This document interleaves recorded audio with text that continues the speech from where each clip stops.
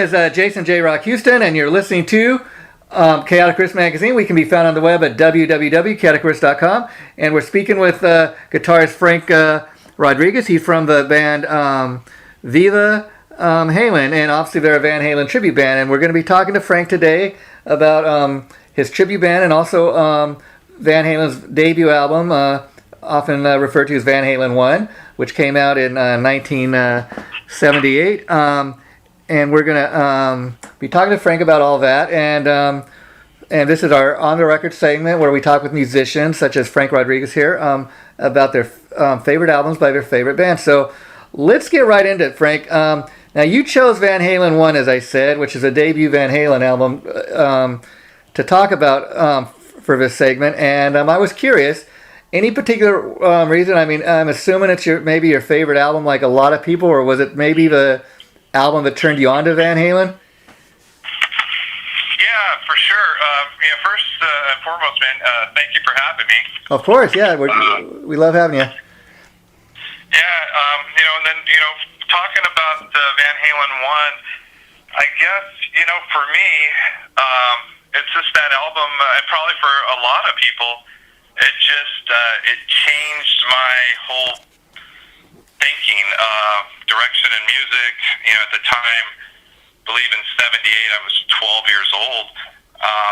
At that time, coming out of elementary, going to junior high school, still kind of playing sports, and maybe music was, maybe some pop, music, some whatever at the time was going on. Going into junior high school. Wow. Okay. In 7th grade, you finally get electives, and one of my electives was band. I hadn't played an instrument at that point, but meeting other people, other kids, my age that were kind of just learning, and all of a sudden, I hear this Van Halen 1 album, and it just rocked my world.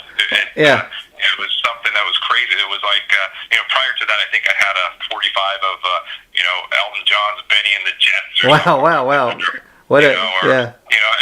also at that time, there was not a whole lot of, really heavy, just that rock that Van Halen thrown out there. So it just, there wasn't, and I think even going a little deeper dive into that, I think it was kind of a disco, was kind of taken over. It kind of pushed out some of the 70s artists and kind of turned it into this disco thing. So for me, just hearing that, I don't exactly know exactly where it was when I heard it the first time, but man, it just jumped out of the speakers. It did, yeah. It did that for a lot of people. And just to give people kind of a time frame we're talking here, the album I was reading specifically was released February 10th, 1978. That's the time we're talking about here. And it's kind of interesting that you mentioned you got started off kind of with Elton John, which is not terribly different than Van Halen, in that they're both like great classic rock acts, but they're different in a lot of ways too, because the music for Elton John is really centered around the piano much more, which so Van Halen is, he was a guitar god, and so let's just go down the list of songs on this album. To start with, we have Running with the Devil, Eruption, You Really Got Me, Ain't Talking About Love, I'm the One, Jamie's Crying, Atomic Punk, Feel Your Love Tonight, Little Dreamer, Ice Cream Man, On Fire, and just going down that list, Frank, what's unique about this debut album is, I dare say that, at one point or another throughout my lifetime, I've heard each and every one of these songs played on the radio, and that you can't say that often about too many albums, Yeah, for sure. I think at some point, some of the chart numbers, it was on the chart at 169 weeks. Reached number 19 in the U.S. I think maybe 30-ish in UK. So that was it was such a strong record. When it popped, it was just insane. And it's interesting because Eddie Van Halen, being the guitar god he was, I got to ask you, of all these tracks, because you being a guitar player, what was your impression the very first time you heard that song or Eruption? I don't know what to call it, a solo or song or whatever, but that's the track he's remembered for. I mean, people heard that and they, wow, listen to what this guy is doing on the guitar, you know? It's funny you ask that because, so many, I've heard some interviews and it's always it comes down to like, what was your thought when you first heard Eruption? And for me, I've had time to think about that and hearing it over the years. Yeah, yeah. And, it was, to me, it was an outer space experience. It was like, yeah. I couldn't visualize how he was making these noises. Yeah. A friend of mine reminded me just the other day, we were talking about it. He goes, remember we heard that album, we were kids in junior high school. He says, man, he goes, I was convinced, it was a keyboard. There's no way you can do that on guitar. It was just like, how, it was just not, you couldn't vision it, Yeah, yeah. Back then, I wasn't playing really guitar yet. I was, I was kind of dabbling around with, saxophone and oh, wow. the junior high school marching band, and then maybe the drums at one point. So but it made no sense. But all I knew that I had to know what it was. Yeah. Probably like all the other 300 million people in the country had to know what the heck was going on, Yeah, but I bring up this track not only because it's one of the tracks he's really known for, but let's be honest, how many times does an instrumental track like that really stand out? I mean, probably the only other track that I can really think has got that kind of reception, and it's not even a guitar track, is the Led Zeppelin song Moby Dick, which is John Bonham's huge like drum solo track that he's known for. But those are the two tracks that really have had that kind of got that huge reception, and it's very rare for an instrumental track to be able to do that, And I'll just say this, Frank. The final thing on Eruption is it's interesting that you brought up that you were wondering how is he playing all of these different sounds, and people can say what they want about David Lee Roth, but I've read over the years that early on Roth would tell Eddie, hey Ed, when we're up on stage and you're playing, don't let them see how you're playing. Don't let them see how you're playing. The guitar. Kind of don't let anybody steal your tricks, so to speak. And it's amazing, but that's something that he was really aware of early on. Yeah, I think that story. Yeah, you're really close. What I've heard to that story was they were playing the strip in the back in those days. I was probably closer to 76. Yeah. 77, and there were a bunch of guitar players out there. Maybe George Lynch was one of them. Yeah, maybe. Obviously Randy Rhoads comes up, and a few other guys. But they were all kind of fighting for that spot and trying to kind of push their band, which I thought pushed their band forward. Yeah. And it was one of those things where the tapping, he may not have invented it, but he figured out how to do it and make all these other noises in a way that kind of fit that rock music they were trying to pump out. And I think it was Alex that told him, hey, when you're doing the tapping or the pull out the bends, the dives, turn your back, look at me. Yeah. Because it would be just a gig away before someone was trying to do that at their next show. If they actually seen what he was doing. Yeah, and going down the list of songs here, I mean, again, like I said, I love all these songs, but I mean, this is the classic Van Halen album. We're talking about the very first time we really got a taste of what the band was all about.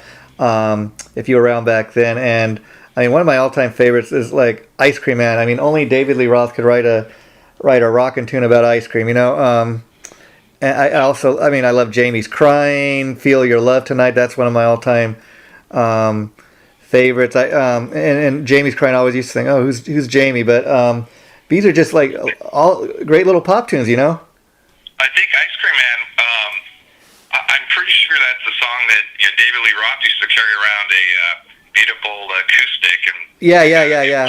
One of the old cars he used to drive around, probably one of his dad's cars, had a girlfriend in the car, and he used to kind of sing that song to her.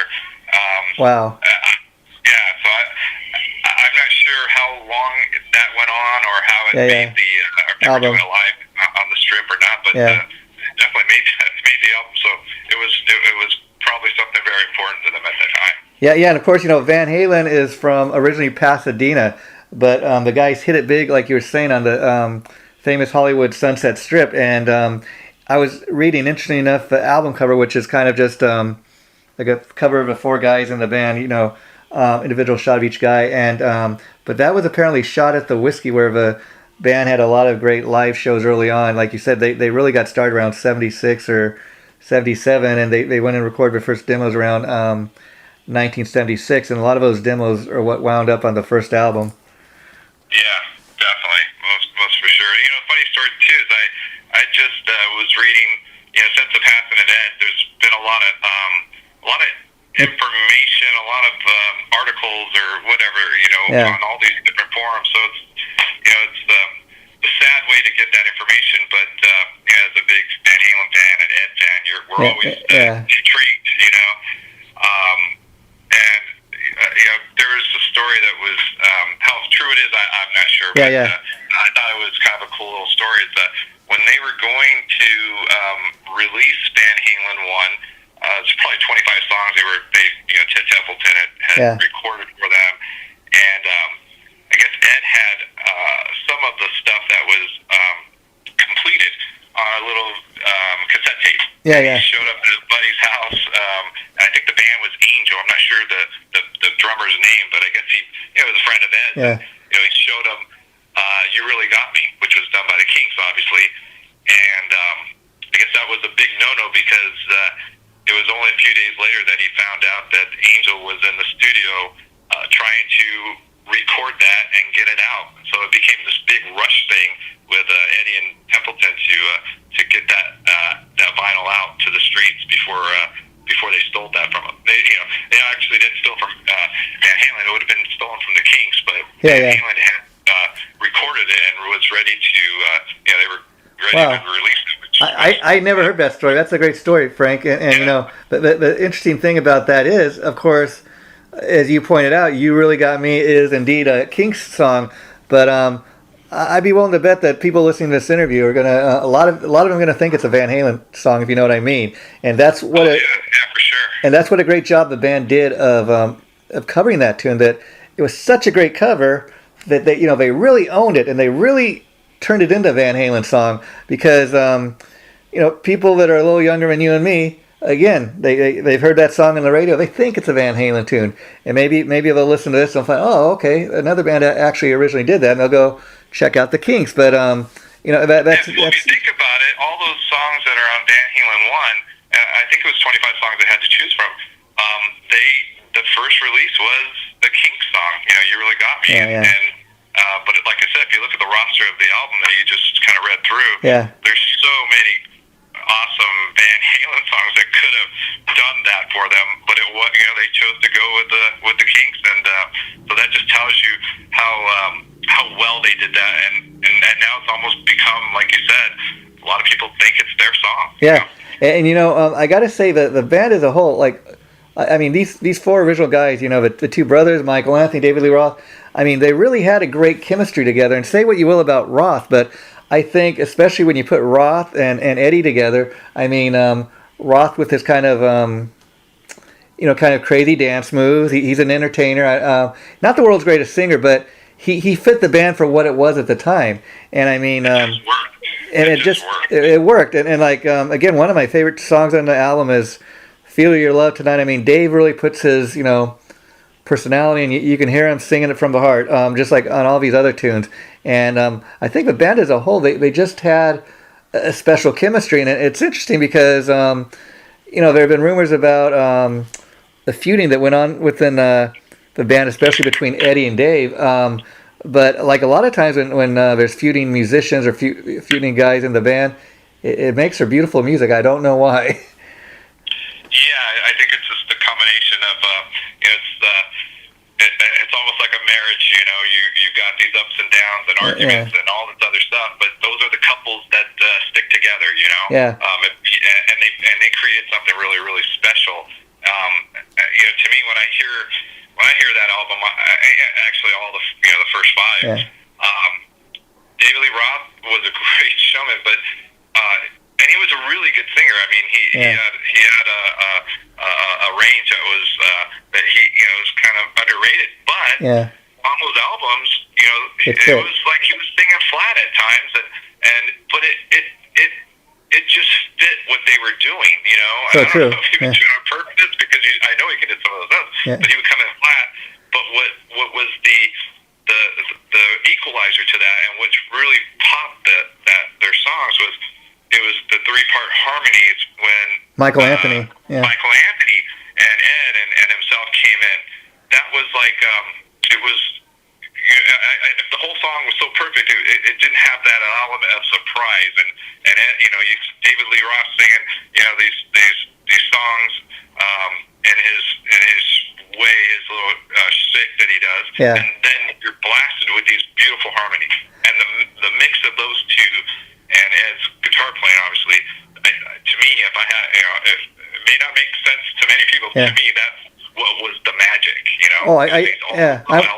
I'm with you, Frank. I'm all the way there, and you know the interesting thing too is like you're saying, these are just all great songs. I mean, there's not like one filler song on this whole album, and I will say, say what you will about Ed and Dave, if they liked each other or not, but I think by the time they'd gone back together for a different kind of truth, and even recently, with the passing of Ed and everything, I think they got a point in life where they may not have loved each other, but they had a huge, I think, appreciation for what the other brought to the band, and like it just rang true when Ed passed away recently, and David Lee Roth, he left like this little comment. It wasn't like a huge press statement or anything in regards to Ed. He just said, like it was just a couple of words, but it said it all. You could hear what he was feeling. It said it's been a long, great trip or something like that. When I read that, I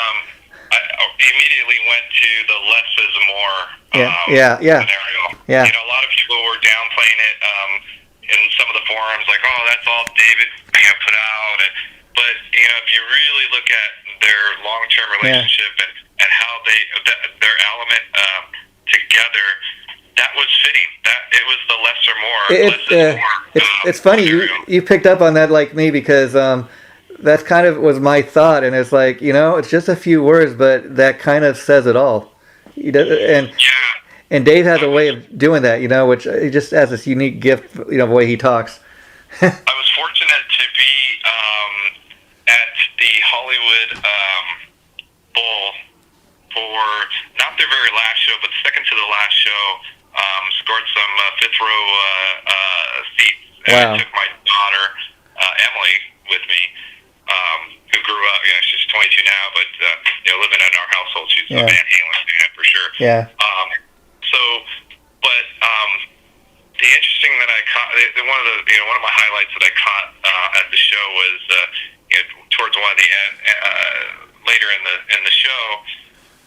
There's a part where one of the songs slows down. I don't know which song it actually was, but David turns and he says, homeboy, and looks at Ed and says, my greatest moments have been here on the stage with you. Wow. And it wasn't, and it was that was it. And Ed looked at him and he knew what he meant, and that was, there was the head nod.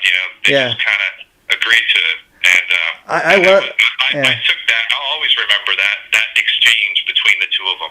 I love that for the simple fact that we're not now talking about Ed and his past, and it's kind of like there's been all these stories about how much these guys hated each other, and maybe at one point they did, but like I mean, when he said that, he had no way of knowing that 5 years down the line Ed would be dying of cancer, and so. That's one of those moments where it was just honestly said from the heart. It wasn't anything preconceived, like he knew the guy was dying or anything. So that's what makes that that much cooler. But he said that. Yeah, it was definitely a special moment. It had to be for them, and for us that really have been around for a long time watching the show. Yeah. I caught it right away, and it was something like I said, I'll always remember. Yeah, sure. and like I was saying about the Van Halen 1 album. These like all 11 tracks on the album, they all stand out. They're all killer. There's no filler material on here, and it's interesting because the album came out back in 1978 when really predating music videos. I mean, there were a few bands that were doing that, but not a whole lot. And So Van Halen had a hit with this album without even doing a single music video or anything. I mean, that would come later, you know, but back then this music was just that good that it would get played on the radio and people would go out and buy the album. I mean, we're living in a very different world today, but back then you didn't need a music video to have a hit album.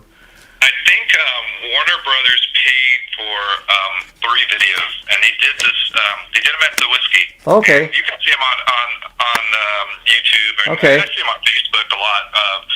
Some of these forums that I'm in, but I think Warner Brothers paid for 3 videos. I think Jamie's Crime was one. Oh wow. And there was a couple others, but I didn't run it. You Really Got Me obviously was because that was the single. Yeah. But you know what? The album just lit on fire. Yeah. It was, and the videos, like you say, it wasn't time yet, and so the videos just kind of took a back seat to this, you know, crazy vinyl record that was just insane. It was changing the music industry. It was taking down Donna Summers and Casey and the Sunshine Band, who were owning the disco chart. And that's where everybody was going. And this album just started, unraveling that. And, wow. Changed. All the guys. Like I said, I was 12 and I was barely playing, but a few years later, when I did pick up guitar and I started playing, I realized that I was in company of every other guitar player my age or even older, trying to reinvent what was going on because Eddie opened that door for a lot. Oh wow. Yeah, so let's get a little more into your story, Frank. So you said you first got to Van Halen around age 12. A few years, maybe 2-3 years later, you start playing the guitar. What was it? What was the point? Like, did you, like you said, you were in the band in school? So did you start playing the guitar in the school band or later on? No, I guess my real quick story is junior high school. Up until then, you're in elementary and I'm playing sports and all that stuff. And like I said, I had a couple 45s and maybe my grandmother even bought me or something. And but you get to junior high school and one of my electives is band. I don't even think I chose it, but it was band. And I show up in the band room and there's 50 kids in this big auditorium room and making a bunch of noise, playing all these different instruments because none of us have ever played. And somehow I got put in the horn section there, or wow. The woodwind with the saxophone, and then I went with that for a couple weeks and decided that wasn't the cool area of the band room. The cool area of the band room was with the drum guys, So I convinced our band teacher at the time, actually his name was Mr. Parent, and he wasn't excited about it, but he put me in the drumline section, and it was there that I met a few other guys that we started taking it more serious and started playing, and then at that point everything just started clicking. It's like, wow, we're playing music, whether it was the marching band music, but it was music, and I was like, hey, we got to be able to do this in another capacity. You hear Van Halen on the radio, you hear all these cool rock bands. So we, a couple of us ventured out, and one of us got a bass guitar, another one had a beat up drum set, and however it was, and we started showing up at this was probably an age old story for a lot of people. Showing up at somebody's garage and playing. I think at the time probably one of the first songs I can remember us playing was, maybe some old Judas Priest or something. Oh, wow. Or, somewhere around, The kind of thing, I'll tell you what I dig about that story right there is the fact anybody knows anything about the Van Halen brothers, it was actually Alex that started out playing the guitar and Ed started playing the drums. And then after a while of practicing, they figured, hey, let's switch instruments. And they were much better on their respective instruments. That they're known for playing all these years later. But that's kind of interesting. It's funny is because a similar story to that, I guess, is it kind of fits in. I had he's still my best friend today, James Sagan. He just picked up the guitar, and he was just one of those guys that. And he didn't take lessons, so he had a little theory more than probably the rest of us. And but he was that guy. And this story, if anybody's listening to, they probably have that guy in their neighborhood, that guy that just could play the guitar at our age better than most of us, right? And I was playing guitar, and then we had a drummer, Joey, and we had a singer that would show up every once in a while. So it was one of those things like, hey, you know what, James? You are way better at guitar than I am, so I'm going to go buy a bass, and Joe's going to stay on the drums, and we're going to get a singer and put this thing together. And that's kind of how I in early days, I was a bass player I was a bass player for a lot of years. Wow. In this kind of junior high school rock band, we were doing, kind of same story as the Van Halen boys. Doing every backyard party. If there was more than 10, 15 people in the backyard, we were showing up and we were playing. Wow. So let me ask you, Frank. Now, did you get your start like a lot of musicians coming up, or first you're covering other people's material, or did you start right away like wanting to write your own original music? No, we were definitely covering other people's material. That was that was something that we eventually went on to do originals, but early on it was just everybody else's, and I think that that kind of set up our structure.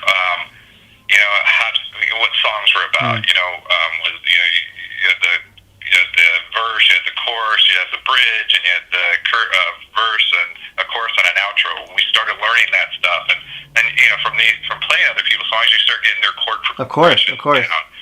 It's a great way to hone your craft and practice. But let me ask you. So you played all start off with drums and bass, and what was the point where you decided, okay, I'm gonna give the guitar a shot? The reason I'm asking, I'd imagine playing all these different instruments.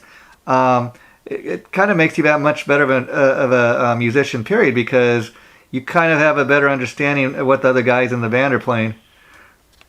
Yeah, I think that if I had to look back and say, okay, what was I got the most out of the instrument that helped me keep playing was playing drums. Wow. And it was because it was timing. Yeah. And so when I jumped on the bass, I had the timing. I knew what the drummer and I can lock in because I understood the timing. And wow. So that was something that catapulted right away, because I did play drums and I understood changes and timing, and that helped me. So when I left bass years down the road, grabbing a guitar, I had timing. So timing was really important, whether it would be doing solos or rhythm. The rhythm and the timing is something that came from the drums. So even like even though like you're a guitar player now, I mean, you've got it down as far as like you're locked in as far as how important the rhythm is. The drums and the bass and all that. Oh yeah. Yeah, that's cool. Now, so what was the point when you decided, okay, I think I'm going to give the guitar a shot? I think I'd always played guitar in between everything that was going on, even though I was a bass player and at our high school band, and and we did some of the strip clubs, but the clubs on the strip, I should say. Yeah. And by that time we were playing originals, but I was still the bass player. But even during that time, I'd always had a guitar in the house or in the room or wherever, and I was always kind of plucking away at it. So I knew it was something I always wanted to do. It just wasn't the place at the time. It was just our situation didn't really call for it. And then I left. I kind of branched out to a few other friends, and they needed a guitar player, so I started playing rhythm guitar in their bands, and then from there just kind of kept going, and then I just went all guitar. Oh, kind of that's your evolution. That throughout the various bands. That's cool. Now, let me ask you. Let's get into Viva Van Halen. What first of all, how old is the band, and is this an existing project you joined, or is this a band of your own that you formed? Viva Van Halen sprouted back in, I'd say probably 12 years ago now. Okay, wow. Which, probably, what would that be, 2000? Yeah. Yeah. Yeah. And that's probably, at the time, for some reason at that time, I'd moved from the city that I grew up with and down the 70 miles down the road. Didn't know a whole lot of people. I jumped in a couple cover bands and some blues bands and whatever. And I was looking for something to do. I was kind of bored. Not doing a whole lot of music at the time. Working. Had my daughter. And I don't know what it was. Maybe it was a magazine I saw of Eddie Van Halen or something, and it just prompted me. You know what? I want to learn Ed. I want to play like Ed. I want to play Eddie stuff, and because at that time nobody was really doing it. There, the Atomic Punks were out there, and they were great. Yeah. And then once a couple other guys were out there doing it, but in my little area there wasn't, and it doesn't seem so long ago, but there was a period that before the internet and YouTube and all this other stuff, you couldn't. There was nobody playing it for you. You had to listen to that stuff. You had to slow the stuff down. You had to figure it out yourself. It was almost like a challenge, to learn those songs. Yeah, I don't think people. Every time you stumbled on something that was cool, like Atomic Punk. How he's got the guitar lit on the overdrive channel, and he's just rubbing his palm against the strings with a phase 90. That's the opening of Atomic Punk, and if you listen to that, it's hard to visualize that without somebody showing you what that is. And you bring up a lot of good points. Now, first of all, you're from San Bernardino, is that correct? No, I grew up in LA. Oh, so you guys are based out of LA. Okay, cool. And again, we are based out of LA. Our drummer Jeff is in Burbank. Rob's in Santa Fe or that area, and Steven's out. Our singer's out that way. I'm the only one. I'm in Temecula. Okay, interesting. So you guys are kind of spread out throughout Southern California, but you make a very good point there, and that I don't think a lot of people realize all the hard work that goes into being able to do a successful tribute band, because as you just kind of pointed out, I mean, you don't have the Edward Van Halen instructional video to kind of go to refer to. He never did anything like that, kind of for the very reason we were discussing. He wanted to kind of keep his trade secrets to himself, Yeah, there wasn't a lot of that stuff out before for online, internet, YouTube. The stuff as kids. I can remember as a kid, and I still played a little bit of guitar, but I was always intrigued. And anytime, and I know there's probably a lot of us out there that remember this. Yeah. Back then, if you've seen a picture somewhere, or Ed was in a magazine, or he was on TV, or clips, and you would always look at his finger positions, because you were like, how is he doing? And you would take that finger position. I'd go to my guitar and figure that out. What was that?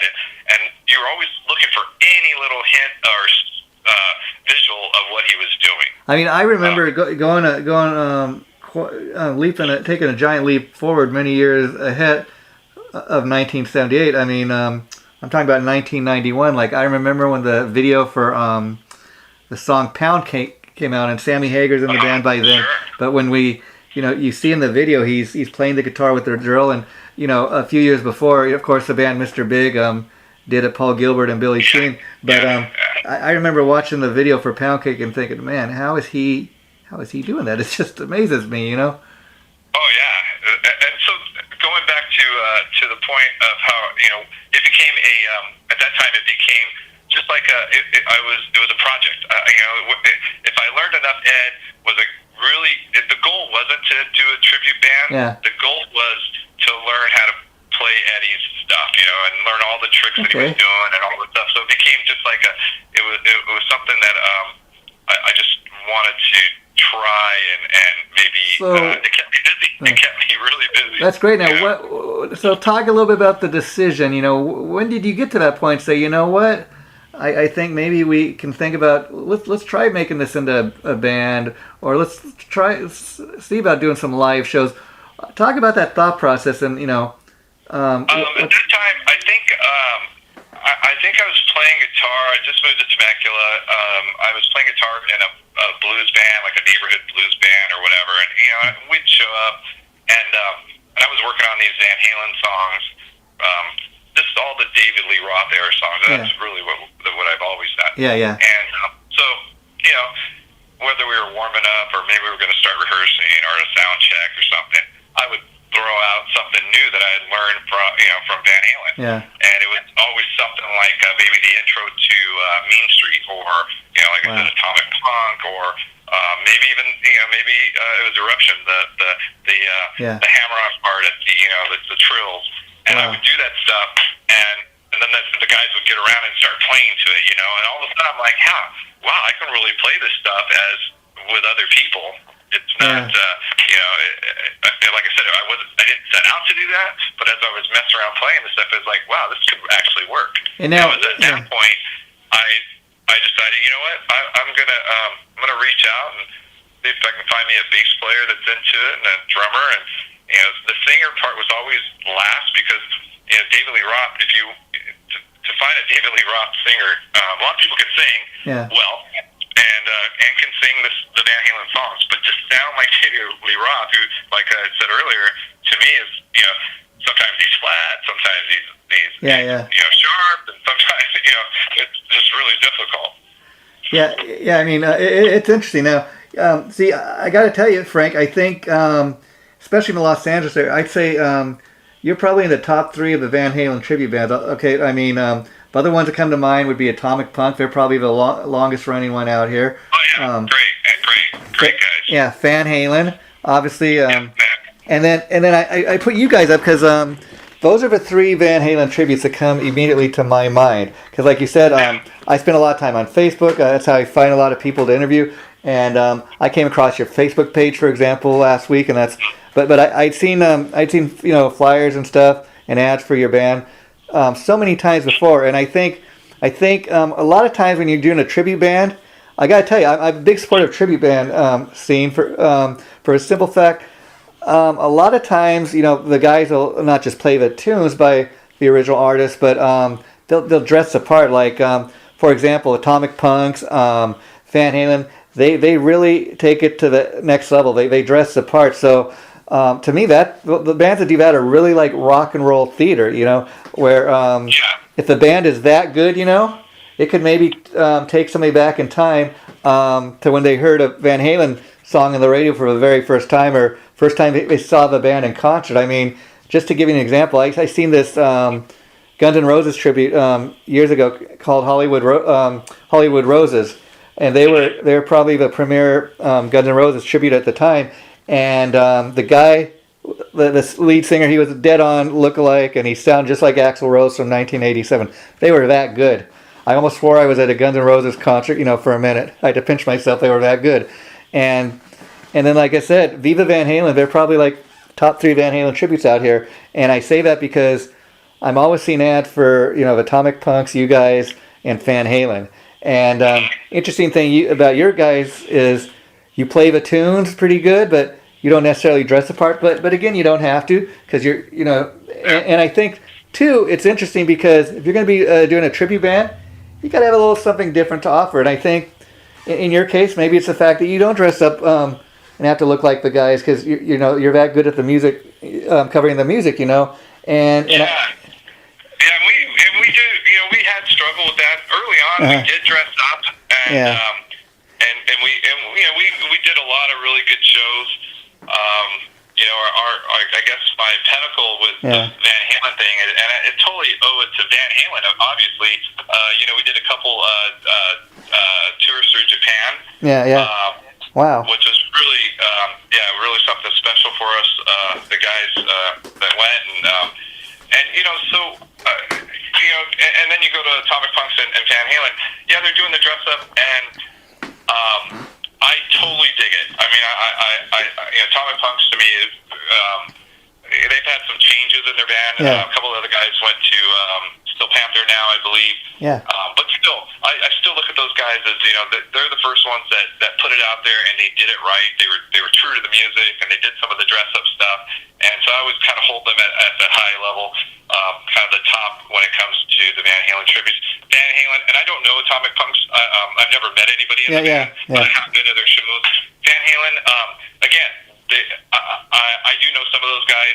Derek, the guitar player, and I don't know Ernie, but I've been in conversation with them from afar.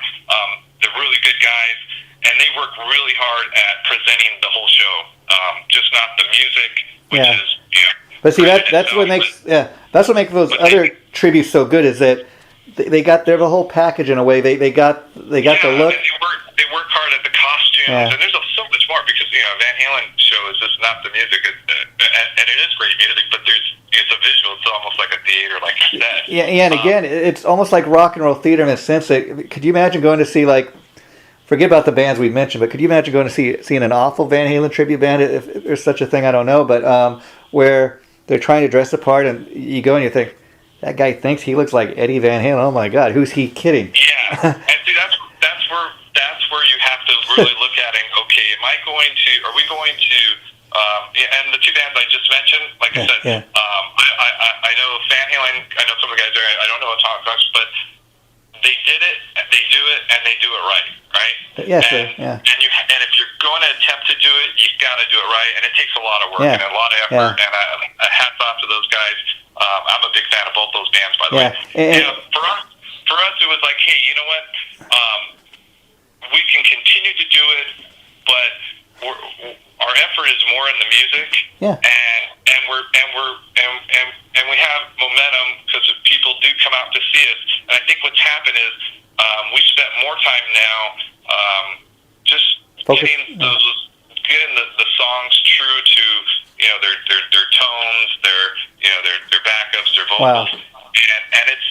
I think when you also present that, and of course we have fun as well. We run around and do our thing. It's holding up. Yeah. And it's good. It's a good place for us to be, because we don't have maybe we're not close enough visually, and we'd have to really work really hard to do that, and it would take away from the music. So we're our efforts in the music, and it's going over well. Yeah, I mean, people love it.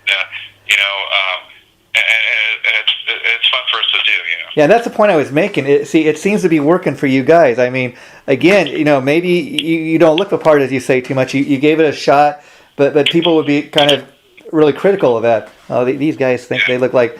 but this seems to work for you. And see, that's the thing. When you have a tribute band, besides just getting the music down, you got to really have a little extra something. I mean, like, for example, there's half a dozen AC/DC tributes out there. So if you're going to do an AC/DC tribute, you have to have something really special. I know one band in Florida, they used to pay tribute to AC/DC, and they actually had two singers. So they'd have one guy come out and do the Bon Scott material, and they have another guy come out and dress and sing like Brian Johnson. And now that was a cool thing to me, because I'd never seen any other AC/DC tribute do that. So I thought, okay, you're going to go see this band. You're getting a little something extra. You're getting stuff from both eras, and see, that's the thing. And like I said, they're giving their audience a little something different. They don't sound and look like every other, because a lot of times when you have an AC/DC tribute, for example, they typically do just either the Bon Scott material or just the Brian Johnson material. That's typically what you get. And so you guys are one of the bands that you don't need to necessarily dress up, and it works for you. Like I said, in the LA area, I would say you're like in the top 3 of the Van Halen tributes, because I can't, right now off the top of my head, I can't think of another tribute band. But it's interesting. You go back to the Atomic Punks, like we were saying, they were the premier Van Halen tribute out there. And I got to bring them up for that simple fact, because, I mean, at the time, they were the only Van Halen tribute out here. And the original singer is the guy from Steel Panther. He goes by the name Michael Starr now. But, yeah, for sure. Ralph. But he used to go by Ralph Sanaz. And interestingly enough, he left Atomic Punks to briefly join up with Tracy Guns and his band LA Guns. And he was making more money doing the Atomic Punks, so he went back to doing that for several years until he launched Steel Panther. And also, one of their original guitar players, this guy named Bart Walsh, sadly no longer with us. He killed himself a few years ago, but I heard that. Yeah, sorry to hear that. But he for a brief while, David Lee Roth came and checked out the Atomic Punks. He was looking for a guitar player, and he recruited this guy Bart Walsh to join his band briefly. So I mean, it's amazing. A lot of these tribute these guys in the tribute bands, they get discovered by, like in this case, the original Van Halen singer. How cool is that? Yeah, exactly. Yeah, well, and then staying on the music part, One of the things that Stephen Lee's our singer for Viva Halen, and I always compliment Steve on this, and I hear a lot of people compliment on him on this as well. But it's something that I always kind of admire about Stephen. Stephen, is not going to lift the part of David Lee Roth, but I'll tell you what, Stephen is so dedicated to his craft. Yeah. And when he sings David Lee Roth, he is singing David Lee Roth. And I'm not talking about the chorus and the verse, but I'm talking about the screams. I'm talking about the little stuff in between that made David who David is. Yeah. You can song like, I think it's the outro to Running with the Devil. I see a lot of bands covering that song, whether you're a tribute band or maybe a cover band playing it in a bar or whatever it is. And at the outro of that chorus, David Lee Roth is all over the place. He's screaming like a madman. Wow. A lot of people don't really pay attention to it because it's such a big sound with Ed, and the song is just gotcha anyways. But if you go back and you listen to that, Stephen hits every single one of those little nuances. And it's in every song. So I always compliment him, like how hard he works at his craft. And I think that's why we resonate with people that come to our shows, is because some of these diehard guys that come out, they really want to hear it.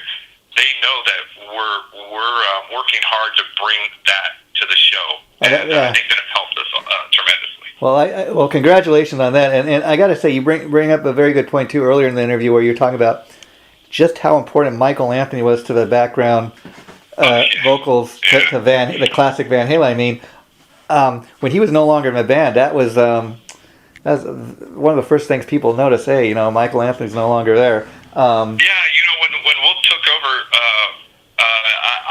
he hats off to Wolfie. I mean, he's a talented young man. He's great pedigree for sure. But he also worked hard at singing those high parts. He had to, you can step in and play Mike's bass lines, for the most part. But then you're asked to sing like Mike and hold down that high end of the 3-part harmony. Yeah. And you've got to really, really work hard. And Wolf did. I think he, he's not Michael Anthony, but next best thing. Didn't lose too much with Wolf, Yeah, I'm interested to see what he does, because there's been this solo album that he's had in the making for many, many years, and I hear he's getting ready to release the first single, and maybe next year launch a full-length album. We'll see. Now, in regards to all this COVID lockdown stuff, have you guys been able to get out and play much, or not really? Yeah, we are playing some shows. Unfortunately, we're getting a lot of interest, a lot of calls, a lot of opportunities to play shows because Ed's passing, and a lot of people, a lot of fans, I should say, they can't get enough of Van Halen. Everybody's got this empty spot, hole in their heart that needs to be filled, and wherever you can fill it. If you're listening to albums all day in your car, I think XM Radio had 24/7 Van Halen going on. A lot of people were throwing stuff out there. Yeah. So they're looking for shows, and some of these clubs, these bar owners clubs, whatever, they're kind of in the outs because of COVID, and they're trying to find ways to put shows on and keep their businesses going and stuff like that. So we're getting a lot of calls, and we can take some of them, but a lot of precautions are being made. The social distancing has to happen. Not only for people that come out to the shows and play or to watch, but even for the band, we got to be careful. We have families that we need to protect as well. Of course. So the whole thing is a little bit of it's a juggling act at times. But the shows we have done, they've come out very well and well received, and people have been safe so far, and so we're excited about that. Yeah, that's good. We can do more, and I wish we can have bigger crowds, but right now we're limited. It works. That's good to hear, because I do get tired of hearing the governor here in California say, I don't know, we're gonna ever have concerts again, and if we're ever gonna open movie theaters and all this. So, but I dig. That's kind of like such a rock and roll thing to do. Find new ways around it instead of saying we're never gonna perform live. We'll find different ways of doing it. I mean, I live here in Long Beach, California. Down this, like 5 minutes away from my house, there's this club called the gas lamp. I don't know if you're aware of it or not, but yeah, I know the gas lamp. We played the gas lamp. Yeah, sure. but what's cool is what they've been doing recently. Like they've been actually doing two things really great. They've been for people that miss like going to a movie theater. They've been playing movies like almost every Friday night. Like in the parking lot, they have a big screen. People can hang out in the parking lot. There's seats to sit down, and you pay like I remember a couple weeks ago I went and they were playing like Caddyshack and Fast Times. You get two movies, for like $15, and then they're also doing that where they're having the bands. They've had some tribute bands as well. Like I think coming up this Saturday, maybe tonight, they're going to have like a Tom Petty tribute down there. The band is going to be playing inside. Nobody can go inside but the band. But again, they're going to have it on a big movie screen. So that's another new way some of these places are kind of getting around that. That's a pretty cool thing. Yeah, everybody's having to be, trying to figure out the ways around, and it all really comes down to keeping your business afloat a lot. It's great that these are music venues and restaurants and bars, and we all enjoy it. But there's these guys, they have owners, and these owners are trying their best to stay afloat and doing the best they can and being creative. I think is the word I was looking for. Just be creative and help. Yeah, that's there's a local club here in Temecula that we've played in the past too, and it's the Temecula Old Town Blues Club. Okay. And Andy there, because I live in town, we did the show for him, and it was a good show, and the place sold out, I believe, and it was good for all of us. But he's been struggling, and he's kind of been leading the charge in this whole COVID thing, trying to keep Old Town Temecula going, live music. And I told Andy, I said, hey man, whatever we can do to help, if we would play your club again, and if we could, if the door take is this, then it's a small percentage, but we want you to be there, because down the road we need these clubs, these venues to be open. So, you make a very good point. I mean, it's almost heartbreaking. You go down to like, the Sunset Strip. I mean, all these great legendary clubs like the Whiskey and the Troubadour are really in danger of closing down for good. I mean, that used to be the heart of a music capital. I mean, it's sad to see what it's become, and I hope it can be saved. Who knows, Yeah, and bigger than that too. I was talking to a friend the other day, and he was asking, hey, you must be getting some shows, and because of the Van Halen thing, and I said, yeah, we're getting a lot of calls, this and that, and they're a little hard to do, but we're doing them. We're doing the Dollhouse, I think, this weekend in Anaheim. Wow. And we got a couple others lined up for later in the month. And we kind of, that's not what I live on. It's something that I do, and really, I'm doing it now more or less to keep the music going, keep live music going, keep Van Halen out in the front, and give the young kids a taste of it, at least to be able to hear it, and watch people play it. My point is, I was talking to my friend, and he plays at a larger scale. He plays in these concert venues. Yeah. And and he's telling me, man, he goes, something's got to change here soon because we're not playing, we're not touring anymore, and if we can tour, they're cutting down the capacity, and if they cut down the capacity, the guarantee goes away, and then we're not selling merch as much, and these guys, that's their livelihood. That's what brings food home on the table and feeds the family.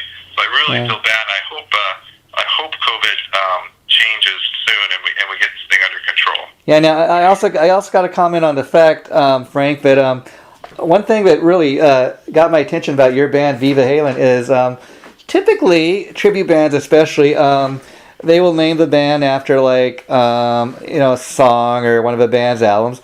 I dig the fact that you went a little different route. I mean, we kind of know Viva Halen, okay, VH, but that's kind of an original name for tribute band. So talk about how you came up with the name and why you decided, hey, I'm going to come up with this. If Steven's listening to this, or if he's going to listen to it, he's going to probably kicked my butt because we always kind of go back and forth on this. I don't know. Oh, wow. I think I blurted it out, Viva Halen, and he thinks he blurted it out or something, and I don't know, but it just, however it came out, it was in a rehearsal studio, and we were talking about it. We finally got the band to where, you know, it was ready to maybe go out and book a show, and I was like, well, what are we going to call this thing, you know? And there was a slew of names that had come around, and you're right, it was probably a name of a song.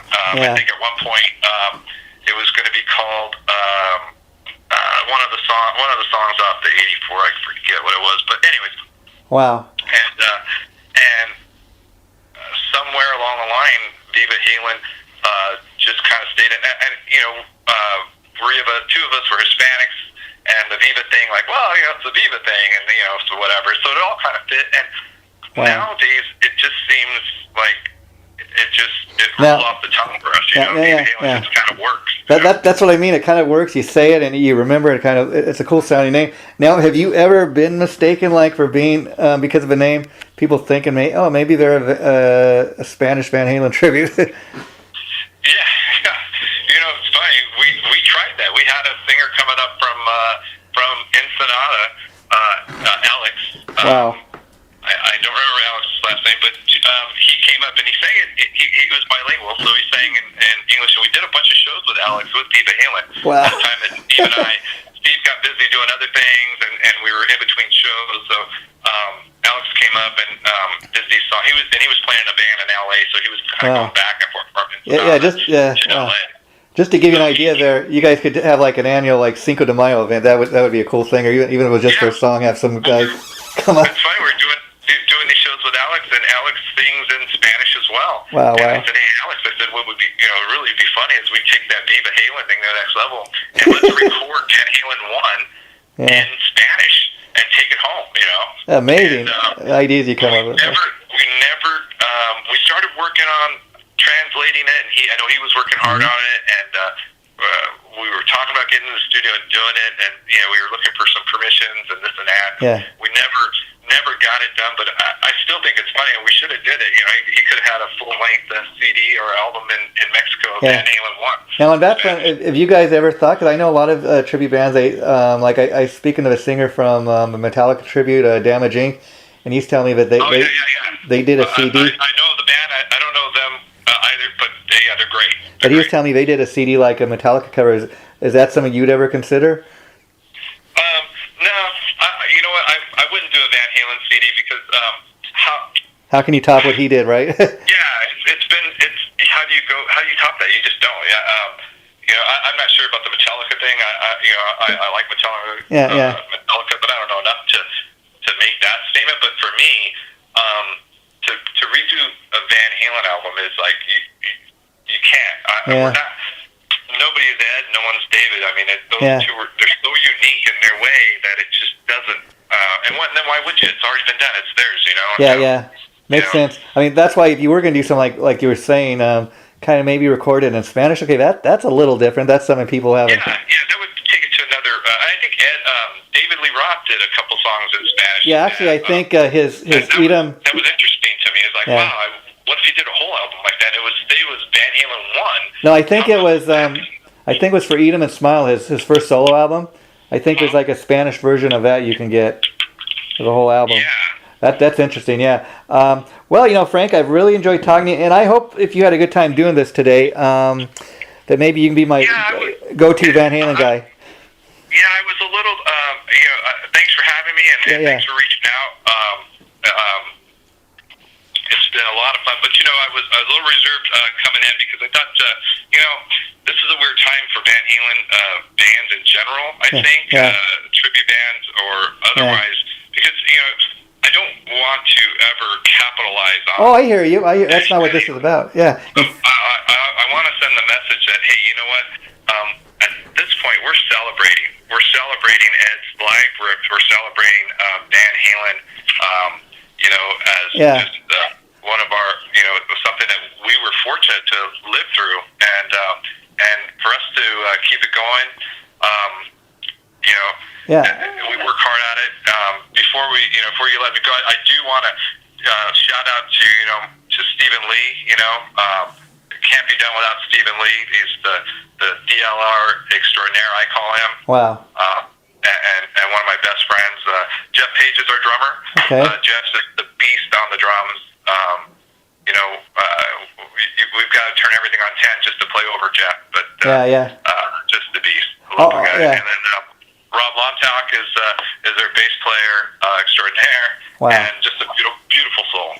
And they all work hard at their craft, and we're just trying to deliver something that's true and hopefully resonates and really sends a message that we're just celebrating, and all the other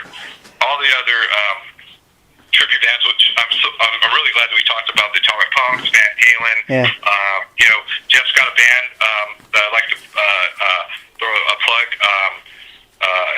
as well, and he's going to kill me because I can't remember the name. And if I can interrupt you real quick, Frank, I'll tell you what. Tell your buddy, what's his name, Jeff. If he would pass along my contact information, if he'd like to promote his band, we could do something like this with him for that. I'm sorry, Nerd Halen. That's it. Oh, Nerd Halen. Okay. Nerd Halen. Yeah, they're new. They're up and coming. They're a lot of fun. They got a nice little shtick to their show. Okay. Yeah. And and for all the tributes, man, we're all in this together. We're all just celebrating Ed's life and Van Halen as a whole. So yeah. Well, I'm with you there, and let me tell you, I would never do anything to dishonor the great late Eddie Van Halen. If anything, the reason I contacted you, not just because I was interested in learning more about your band and kind of your love, as you can hear, we have a mutual love for all things Van Halen, and that's kind of what this is about. And I'll just end on this: is the Van Halen fans, I think, have spoken, because this happens all too often, but since Eddie's passing, I could not believe when I read that Van Halen's record sales gone up 600% in the first day since he passed. Can you believe that? I mean, the fans are speaking. They want more Van Halen, and that's what this is about. And I will end on this.